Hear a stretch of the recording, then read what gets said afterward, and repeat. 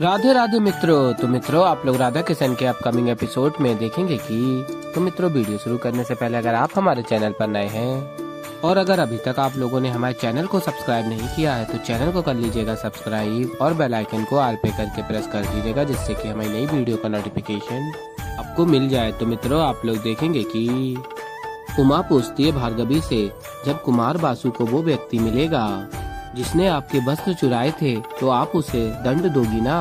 और फिर भार्गवी कहती है उमा से, अवश्य दूंगी। अगर उसे दंड नहीं दिया गया ना तो वो बाकी स्त्रियों के साथ भी ऐसा कर सकता है। एक बार पकड़ में तो आए, वो ऐसा दंड दूंगी कि वो जीवन भर स्मरण रखेगा। और फिर तभी वेंकटेश कहते हैं, कितने प्रश्न उठ रहे हैं आराध्य। आप देख रहे हैं बासु और भार्गवी के मन में ये प्रश्न है कि भार्गवी के वस्त्र किसने चुराए।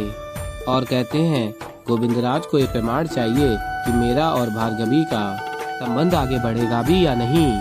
और कहते हैं आगे वेंकटेश, मुझे ऐसा लग रहा है कि आराध्य इस सभी प्रश्नों के उत्तर शीघ्र ही मिलने वाले हैं। क्यों महादेव?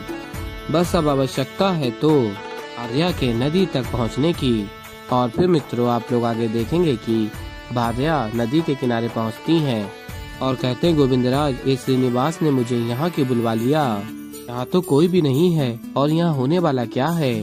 ना जाने क्या प्रमाण देने वाला है अभी, मुझे तो कुछ समझ में ही नहीं आ रहा है। और फिर गोविंदराज देखते हैं कि बासु के रक्षक यहाँ क्या कर रहे हैं।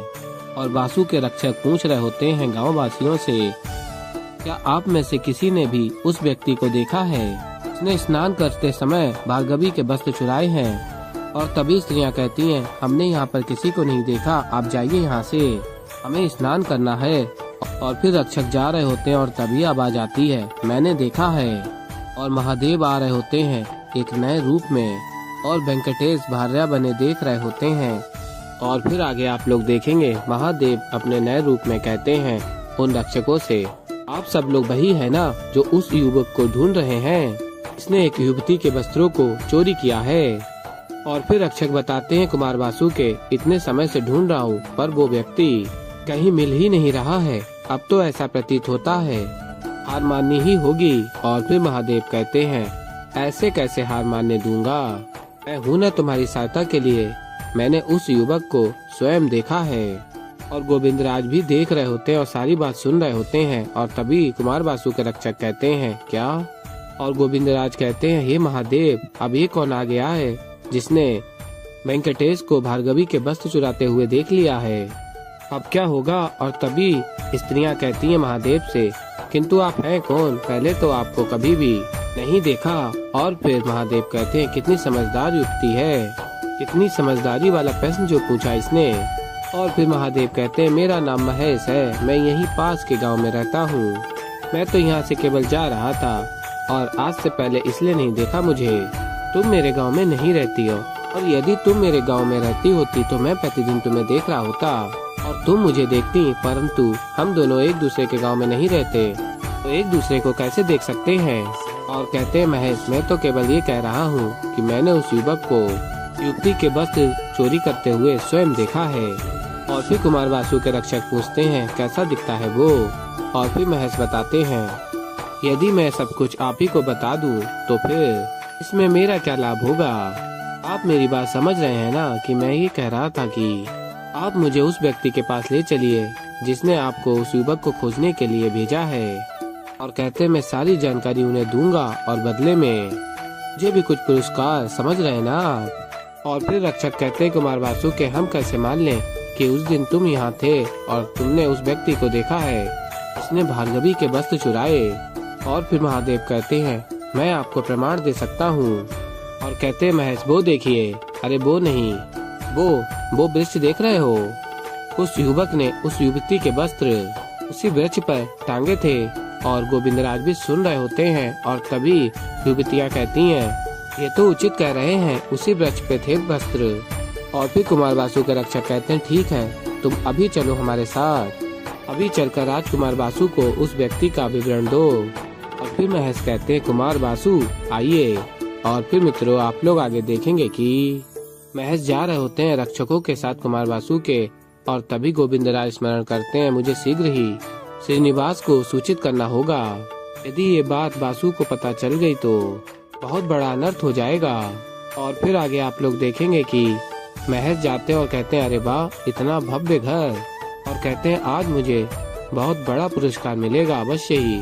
और गोविंद राज भी भार्या के रूप में छिपकर देख रहे होते हैं। तभी रक्षक कुमार बासु के समक्ष पहुंचते हैं महेश को लेकर, और तभी कुमार बासु पूछता है कौन है ये और इसे यहाँ क्यों लाए हो। और फिर महेश कहते हैं मैं बताता हूँ कौन हूँ मैं वो व्यक्ति हूँ। आप ये समझ लीजिए कि आपकी समस्या का समाधान लेकर आया हूँ। और गोविंदराज कहते हैं न जाने इसने कैसे देख लिया है वेंकटेश को कपड़े चुराते हुए, कहीं श्रीनिवास के साथ साथ मेरी भी पोल ना खुल जाए। और फिर महादेव स्मरण करते हैं इस संसार में ऐसा कोई व्यक्ति नहीं और ना ही ऐसी कोई घटना जो मैंने ना देखी हो। और फिर महादेव कहते हैं गौरी वेंकटेश की इस लीला में तेरे भाग लेने का समय आ गया है। और फिर देवी पार्वती कहती हैं आप कहना क्या चाहते हैं। और फिर महादेव देवी पार्वती के समक्ष अपने महेश रूप को दिखाते हैं। और फिर देवी पार्वती कहती हैं ये भेष किस लिए। और फिर महादेव बताते हैं गौरी मेरे आराध्य की इच्छा है कि बासु भार्या और भार्गवी इन सबके मन के संचय एक साथ समाप्त हो जाएं। और अपने आराध्य की इच्छा को पूर्ण करना तो उनके इस भक्त का परम धर्म है। इसलिए अपने आराध्य के इस कार्य में सहायता करने के लिए मैंने महेश का ये भेष धारण किया है। और फिर मित्रों आप लोग आगे देखेंगे कि राजकुमार बासु अपने रक्षकों के समक्ष महेश से कहता है मेरी ऐसी कौन सी समस्या है जिसका समाधान तुम्हारे पास है। और फिर महेश कहते हैं आप उस व्यक्ति को नहीं ढूंढ रहे हैं जिसने उस युवती के वस्त्र नदी किनारे छिपाए थे। और तभी राजकुमार बासु कहता है कौन है वो व्यक्ति, इसी क्षण बताओ मुझे। और फिर तभी महेश कहते हैं बताता हूँ। और बताते हैं मध्यम ऊंचाई का था और भूरे नेत्र थे, परंतु विशेष बात तो उसके मुखमंडल में थी। ऐसी आभा थी उसके मुख पर, ऐसा मनमोहक आकर्षक मुख था और केश छोटे थे। और उसने व्यापारी जैसे बहुमूल्य वस्त्र पहने हुए थे। और कहते महेश मैंने आज तक ऐसा आकर्षक व्यक्तित्व आज तक नहीं देखा। तभी तो उसका मुख मुझे भली भांति स्मरण है। और तभी राजकुमार बासु सुनने के पश्चात कहता है ये तो वेंकटेश का ही विवरण है। और फिर रक्षक कहते हैं कुमार बासु के हाँ कुमार, इससे पहले भी कुछ गांव वालों ने वेंकटेश का ही विवरण दिया है। और फिर कुमार बासु अपने रक्षकों से कहता है इसे वेंकटेश के समक्ष ही ले चलो। और फिर कुमार बासु कहता है महेश से तुम यदि देखोगे उस व्यक्ति को तो पहचान लोगे ना। और फिर महेश कहते हैं हाँ क्यों नहीं, मैंने कहा ना इतना आकर्षक मनमोहक अस्तित्व था, मैं भूल ही नहीं सकता उस व्यक्ति को।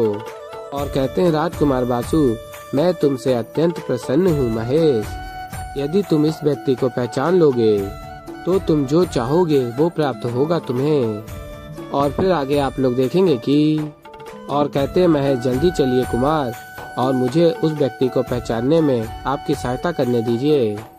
और तभी भार्या सुन रही होती हैं और कहती हैं हे महादेव अब तो एकमात्र आप ही हैं जो श्रीनिवास की सहायता कर सकते हैं। और फिर मित्रों आप लोग आगे देखेंगे कि वेंकटेश के समक्ष राजकुमार बासु अपने सैनिकों के साथ और महेश के साथ पहुंचते हैं। और वेंकटेश कहते हैं हर हर महादेव महेश से। और तभी महेश कहते हैं यही है वो व्यक्ति जिसे मैंने देखा था। और फिर तभी राजकुमार बासु वेंकटेश को पकड़ता और कहता है तुम्हारा इतना दुस्साहस, मैंने तुम्हें अतिथि बनाकर इस गांव में रखा, मेरे घर में तुम्हें रहने का स्थान दिया और तुमने इतना तुच्छ कार्य किया। और फिर वेंकटेश कहते हैं पर मैंने क्या किया है, ऐसा क्या कर दिया है जो आप इतने क्रोधित हो गए हैं। और फिर राजकुमार बासु कहते हैं महेश के लिए इस व्यक्ति ने तुम्हें भार्गवी के वस्त्र चुराते हुए देखा है, बताओ ये सत्य है या नहीं।